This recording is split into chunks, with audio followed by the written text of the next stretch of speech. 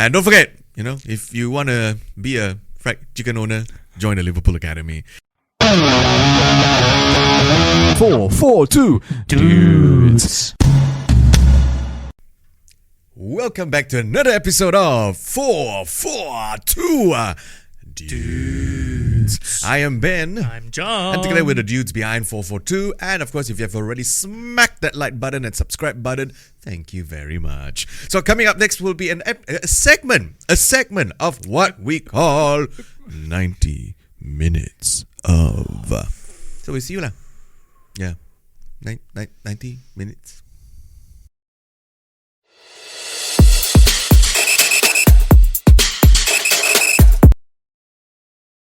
And this segment is what we call 90 minutes of. And in 90 minutes of, we do match reviews, analysis, and all things of what we thought about the games that went on. And so, speaking of games, we have some kind of a mind on them, and we do mind some of their matters. No, I was trying to link them. But in any case, mind game goes wrong. Dun, dun, dun. So recently, and this one John has to be very happy of, West Ham went up against Liverpool. Well done. Yalah. Pronounce it correctly. Yalah. No, actually, but never mind. Anyway. What happened? Yeah, so what's up with West Ham and Liverpool? I don't know. Are you happy with the result? Oh, fantastic. That was like what? I think the game was the third in a row. They won 3-1 after giving the opponents a hit start. Here we go. Giving them a handicap before finishing the game with Jota scoring the last goal. Yeah.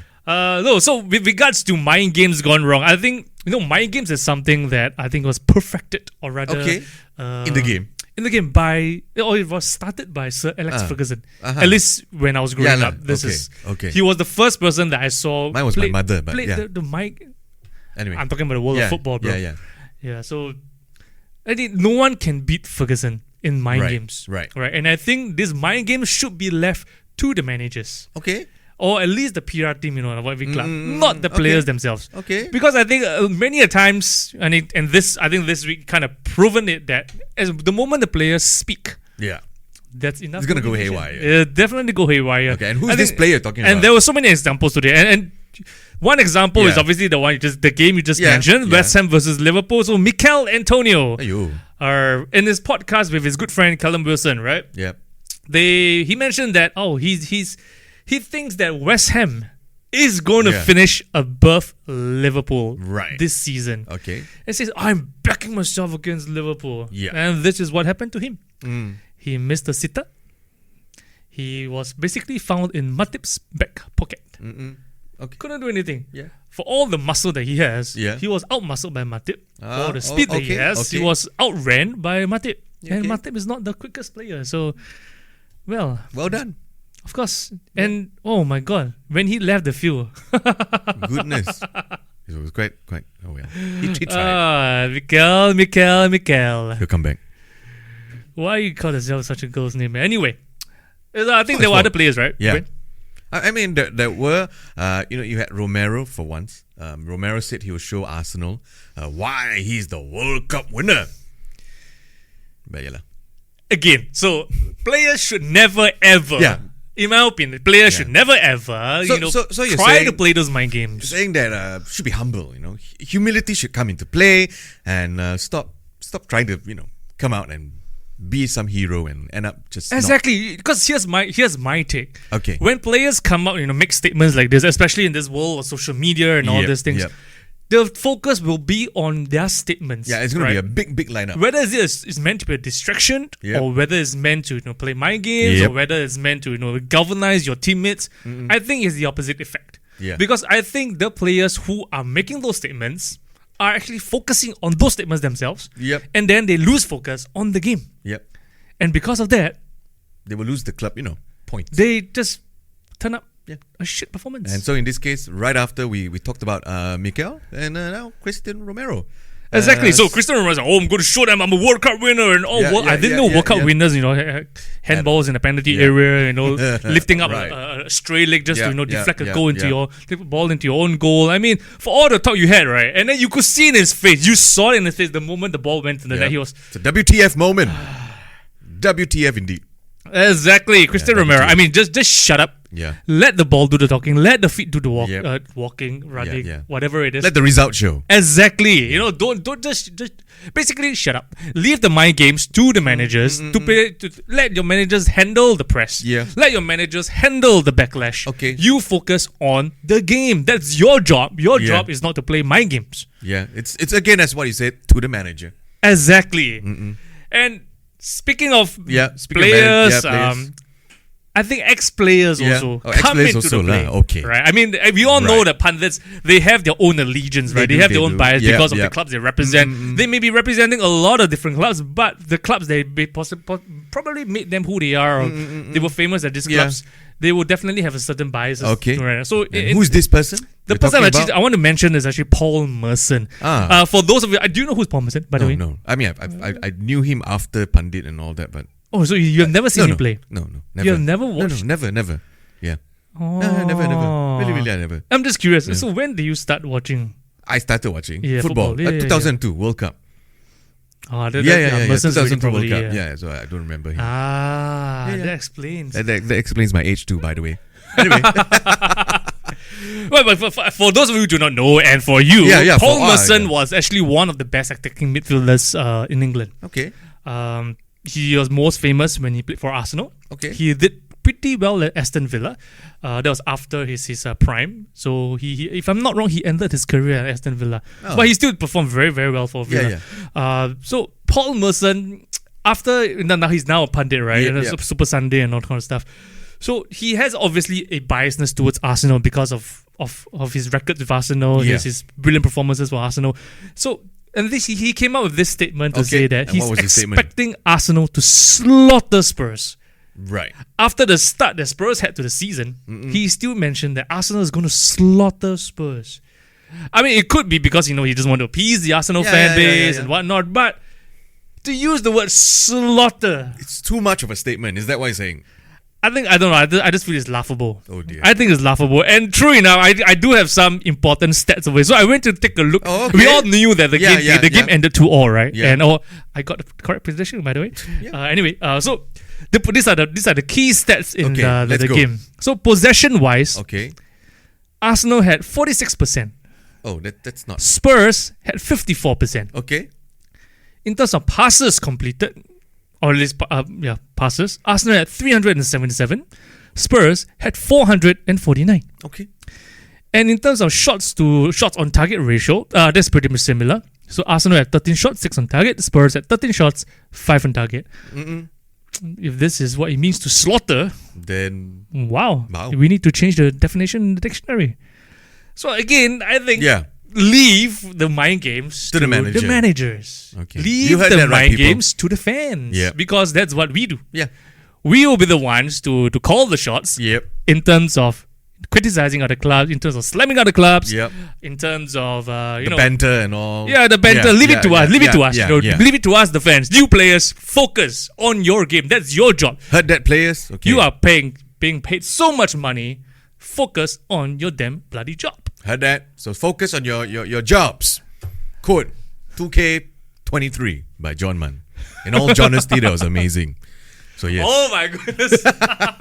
But yeah. Okay, so if you agree with John and what he said, we went all about should pundits, should players also somewhat be contributing to mind games? He says no, just do your job. You're being paid a salary, do your damn job. For the rest of us, we'll do the mind games. That's right, and I think so. Let's move away from the players, all the mind games and all. I think there's one game that we need to talk about for this, at least for the games that went on this weekend, and it was the game between Sheffield United versus Newcastle. What was the score again, Ben? Well, I remember it was a 0, and the other one looked like a 0-0 combined together. 8. Amazing. And the most interesting thing about this game was there were 8 different goal scorers. I didn't know that, until he told me. For the very first time, I think, you can see on the screen right now, the Premier League, the official Premier League Facebook page also posted this. For the very first time in Premier League history, there were 8 different goal scorers for a single club. Wow! I don't know, I'm not sure whether you guys watched the game, but I watched the game and I just felt that Sheffield United basically missing. Yeah, I have no idea what was wrong with them. This felt as if, we were playing, I don't want to mention a game name, we were playing like a football game and we were playing on easy mode.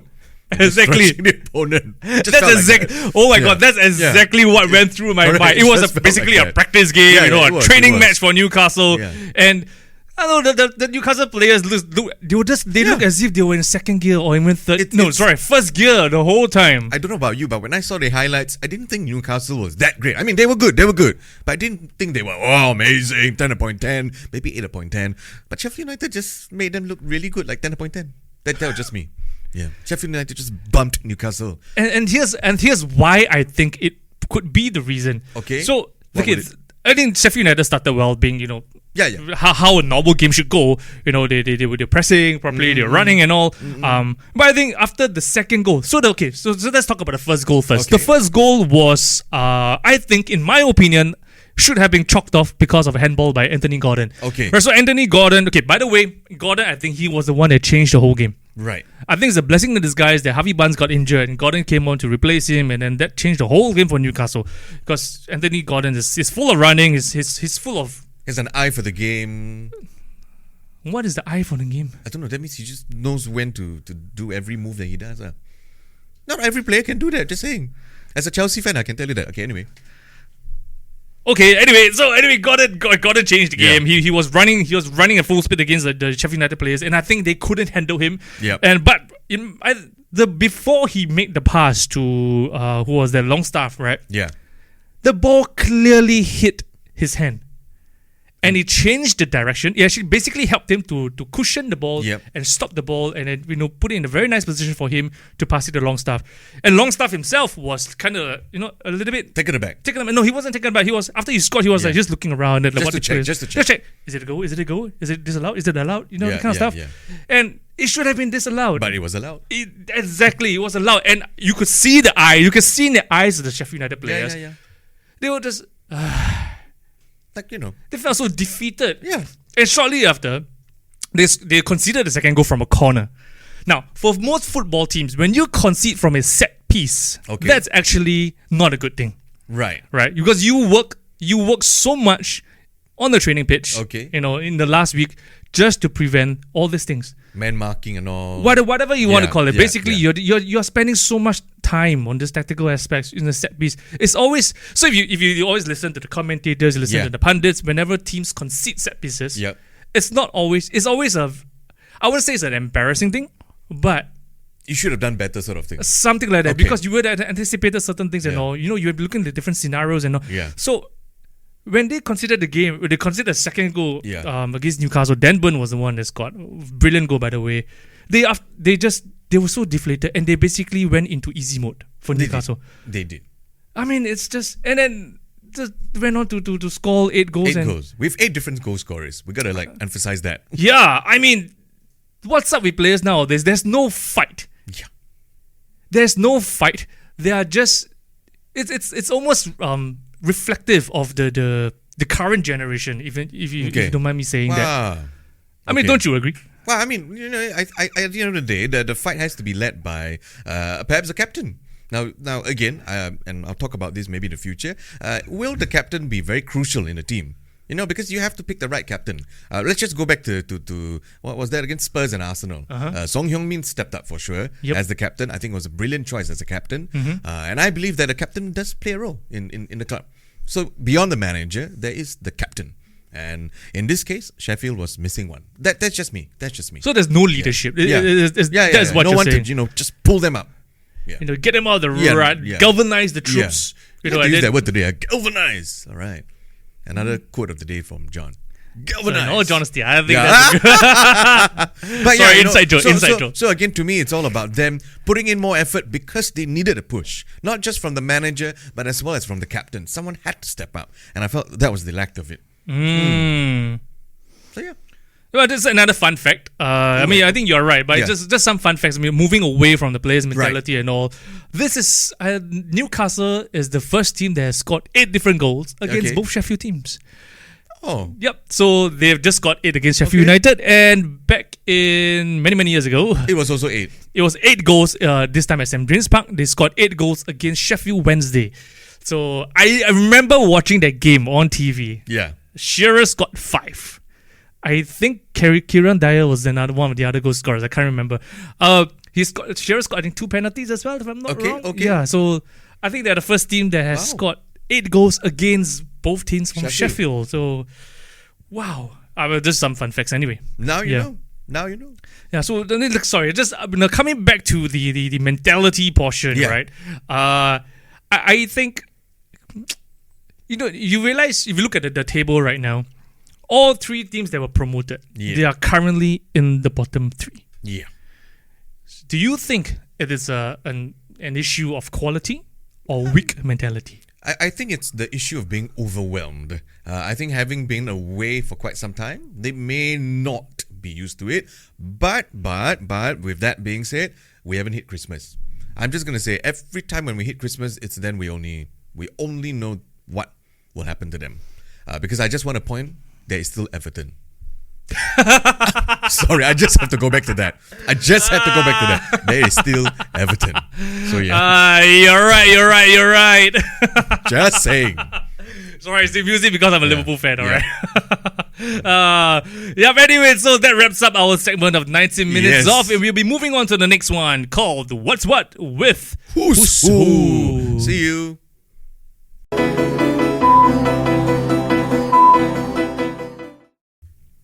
Welcome down to this segment of what we call What's What with Who's Who. In What's What with Who's Who, we discuss the current interesting happenings in the world of football. Or if you're watching in Texas, you call it soccer. So in any case, we want to talk about a party. Not like a Katy Perry sort of way, but in a very disappointing kind of way. And what I'm talking about here, John, and to the rest of you, is the Ajax team. Now, can you imagine being so frustrated, being so disappointed with your team going down? Not 1 goal, not 2 goals, but 3 goals in the first half, and you got so frustrated, you decided to throw and what John calls a fireworks party. So the fans have decided, and I've learned this word today, to galvanize together to throw a fireworks party because they got so frustrated at their side going down just after 45 minutes. And because of that, John, we know the result. The result of it got suspended, the match. Now, what do you think about that? I think it's absolutely ridiculous. Ridiculous on who?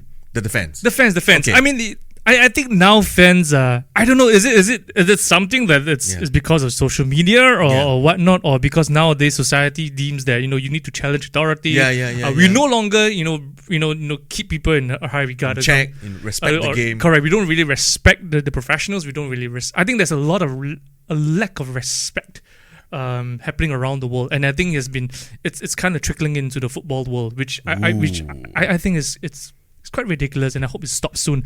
But for the fans to do that, to show, yes, I kind of agree to a certain extent. It's okay for them to express that they want to express their frustrations and the lack of effort by the players. But to cause the game to be suspended because of all these dangerous acts, that could injure other people. I mean, on the pitch they threw the fireworks, they threw the flares. Outside the ground they were rioting and all. I mean, come on. The safety reason. I mean, the safety as well. The safety of the people. Exactly. I mean, I just look back to other similar situations, right? Where, I mean, just last month, rather. No, not last month. This month. This September, right? Just this month. The Lyon Ultras were berating the players in the... just after the game where they lost 4-1 to PSG. They lost 4-1 to PSG. And the Ultras basically, all the players were standing on the pitch. They were staring at the fans. And then the Ultras were there berating someone. She took the mic just to berate the players. I think if you want to do it, I think that, in my opinion... That's a better way. I mean, you are showing the players that, hey, this club means a lot to us, right? We are paying so much money to the extent of exorbitant fees at times to watch here, to support you. At least make some effort, put in some effort, run your socks off, and play properly. Yeah. You know what I mean? And these players are being paid much more than most of the fans. Exactly. As well. Yeah, and I think rightfully so. I do agree with you. If a fan doesn't agree, or rather, if a group of fans doesn't agree, I think that's the better way to do it. AC Milan had the same thing as well. Correct. I don't know if you remember that. Yes, they back did the in same May. thing. Back in May this year. Yeah, Yes. they did the same thing too. So I think this is what we prefer. I mean, even as a fan, when we get too frustrated, this is how it should be done. You don't stop the match. You don't be so dangerous where you might potentially injure a player of yours. Exactly. Yeah. So I think that's that risk injuring a player, or in fact just anybody that might not even be part of it, a security personnel. So yeah, I don't really support their whole fireworks party. So in some, to a certain extent, I just want to ask you one question, Ben. So Yeah, do yeah. you think, I mean, this question is for you guys as well. I mean, you guys can feel free to comment, feel free to let us know whether it's through DMs or Yep, whatnot. yep. But the question I want to ask Let's is, go. are fans Yeah. gaining too much influence? Yeah. Or are they justified in their actions, be it online or what you saw, the ultras stop berating the players. yeah. So what's your take on this? I think fans have always had an influence. I mean, since ancient times, I don't know how long football was lah. But fans always had an influence. I think that's why they've been always called the 12 men, because they have always had that influence on the club. But I think as time progressed, you had technology coming in, and then suddenly social media kicked in with Twitter and others coming in as well. Then you could start now becoming more vocal off the pitch too. So instead of just shouting at the players during the match, now you get a comment on players off the scene as well, and that kind of might have spurred the player, might have kind of demoralized the person as well. And yeah, I feel it's not just about having more influence. I think they just have more accessibility in voicing out their opinions, and for better or worse, they still have that influence. So if you ask me today, it really is unfortunate that they are supposed to be that 12 men, but they do abuse that authority. They would say mean things and that sort of thing. They would pull out things that also boils down, for example, that also boils down to players just maybe they want to have a good time, and maybe they did put in the effort, but if I don't post a picture of me training and I just post a picture of me celebrating, people think I never put in effort in training. Yeah. So, then fans would just say, hey, you're not training, you're only posting birthday pictures. I'm just saying, that's the reality. You have to post yourself training. And if you post yourself training, then, He didn't get it. I'm just saying, yeah. I'm just supporting the fact that fans are a bit too noisy. Yeah. Or colloquially, we call it kepo. Anyway. Don't call Val, are you okay? Oh yeah, because speaking of which, I tell you, we were just looking all over the news and John was sharing this, and turns out a former Liverpool youngster, promising youngster, has now opened a chicken rice shop. Fried chicken. But I just wanted to say, so from ayam, which is what we call here Malay for chicken, he is now selling fried ayam. Indeed promising. I think that's a good. If you're going to go Malay all the way, just say ayam goreng. Ayam goreng, but this one ayam penyet style. But anyway, I mean, what do you think about this, John? Now, aside from the little quick mockery there, I mean, well done on the fried ayam shop. You can mock him all you want. Yeah, but he's a successful person. Yeah, I mean, I think he's showing a lot of very good mentality. If you ask me, so maybe you're talking a lot about my kid's mentality, whatnot. Yeah. In the football, it's very cutthroat. Yeah, it is. It is a brutal world out there in the football world. Thousands of players actually fail to make the grade. Yep. There are many players in the academies, but only a small handful actually make it into the first team and obviously onto the international football. Right? Thousands and thousands of players fail to make the grade every single year. Whether is it because they're not good enough, or whether because of injury or any other factors. Or unfortunately, maybe they have an A-star student in the class. Yeah, probably. Yeah. I mean, you don't always get a Steven Gerrard, right? Yeah. Okay. Okay, or a class of 92, right? Yeah, you want me to put it out there? Yeah. It's very rare that happens, but for those players that actually fail to make the grade, in this case, Jerome Sinclair, right? He was to date, he is still Liverpool's youngest ever player, right? Yeah. But his career basically dwindled down, and now at 27, he is the owner of a fried chicken shop. All right. No, love all you want, but I think this guy is clever He showed business. He's clever in the sense that, okay, maybe this is not going anywhere. Yeah. This career is, not going anywhere. So Yeah. I need to find an alternative. What am I going to do? Am I going to stay home and sulk? Am I going to attend birthday parties in New York? Yeah. No. I'm going to double down. I'm going to hustle. And now at 27, he's a fried chicken shop owner. Yeah. So to me, that is great. That is good mentality. Absolutely. And I think a lot of players currently in out there, existing players, should take a leaf out of Jerome Sinclair's book. You should. Not just this. I think I just want to mention another existing player. Okay. Victor Osimhen. Oh. I think recently you guys have probably have seen on social media what happened. You mentioned about the world of technology, social media. Unfortunately, certain things happen and players react differently. So in the case of Victor Osimhen, what happened was Napoli, the club that he represents, right, posted a TikTok video that insinuated a mockery of Victor, and in some sense, leverage, tinging on racism a little bit. And Victor obviously was very, very disappointed. He was very angry, furious, and he's now threatening to sue the club. Even the agent.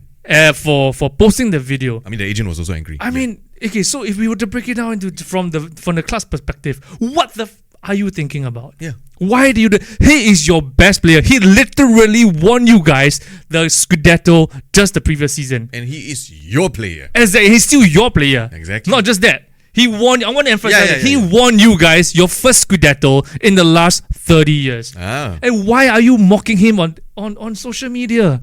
And from Victor's perspective, if I were him, I would be equally frustrated. And he would, Correct? Yeah. But I can see. Yeah, sorry, you want to say something? No. But that's why I want to say, even though he had frustration, even though he felt the injustice, yes, but he still played for the club. Exactly. Not just that. He still played for the club. He still scored. Exactly. He still scored. He still scored. He still performed because that is his job. He focused. He focused on the game. He is not interested in playing kind of mind games. He's not interested in bantering the fans. This is what he's paid to do. He focuses on the job, and he did his job. And I think for him, because he knows, and I mean, I don't know the situation there, but he knows it wasn't the club management, as in it wasn't his first coach, it wasn't the players that surround him that kind of supported that video, as in they didn't post it. It was like social media, maybe a stupid intern or something, I don't know, that did that. So shame on you, whoever put that. Exactly. I mean, I think shouldn't they? I don't know, do some checks or whatnot before they do. I don't know. I just think it's to the point where it's getting ridiculous. It's really getting ridiculous. Allowed? Can you just let us enjoy the game, the football, again? And let us enjoy what we call the beautiful game. Exactly. Away from all these distractions, away from all this. Okay, maybe my game should be included, but leave it to the managers, right? Not the fans. So I mean, if you look at what Osimhen did, I just want to touch on another example. Of how, despite the differences, they remain professional and they perform for the team. Wow. And then these two players I'm talking about, or rather ex-players, is Andy Cole and Teddy Sheringham. Oh. So for those of you who are aware of it, or those who do not know, Andy Cole and Teddy Sheringham does not like each other. They have never spoken to each other throughout their whole time at United. Okay. I know they recently reconciled, but that's like I don't know how many bloody years later. Yeah. But whenever they're on the same pitch, they give their all for United. Yeah. Winning them trophy after trophy after trophy. Because it's for the club, it's for the crest that exactly, it's because that is the club you're representing. Yeah. Players these days, nada. Nada, Really? Yeah, nada. They have no sense of professionalism, in my opinion. And I think that needs to be stamped out. Stamp it out. So very importantly, of course, for those of you out there, if you're going to be a budding footballer, go to the Liverpool Academy, because you never know, you might just come out as a fried chicken shop owner. I'm just saying that's quite important. At least you still be successful, right? Better than fighting somewhere in London, the blue half of London. Exactly, successful. So let's galvanize together, people, and make fried chicken. And I'm telling you, I'm gonna franchise it over here. Fried chicken, I love it. Maybe we should contact him now. Exactly. Contact you. What's his name? Something Jerome Sinclair. His name is called Jerome Sinclair. Mr. Jerome Sinclair, if you're listening to this, we want to try that fried chicken of yours. I need to put this in. Yeah. If you want your child, to be successful in football, and your surname happens to start with a letter S, never name him a name that starts with a letter J. Letter S, letter J. Why? I mean, Jerome Sinclair, he fell out. Jadon Sancho is Oh, obviously... we're going. You're going with Anyway. Oh. So if you want to succeed in football and your surname starts with S, Name start with J. don't name your child a name that starts with the letter J. Maybe an M would suffice, you know. If you're watching this, you happen to be in that category, Anyway, Or start with a D, you know, the Daniel Sturridge, you know, you succeeded. Mo Salah, you know, kind of stuff. Anyway, so that's the end of our 442, and we are the dudes behind 442. And don't forget, you know, if you want to be a fried chicken owner, join the Liverpool Academy. And with that, we're signing out. Don't forget to subscribe. CCB TV. Exactly. That's how you subscribe. You know, like what John did. Subscribe. And we'll see you for Next another week. episode. Next week. Ciao. Ciao.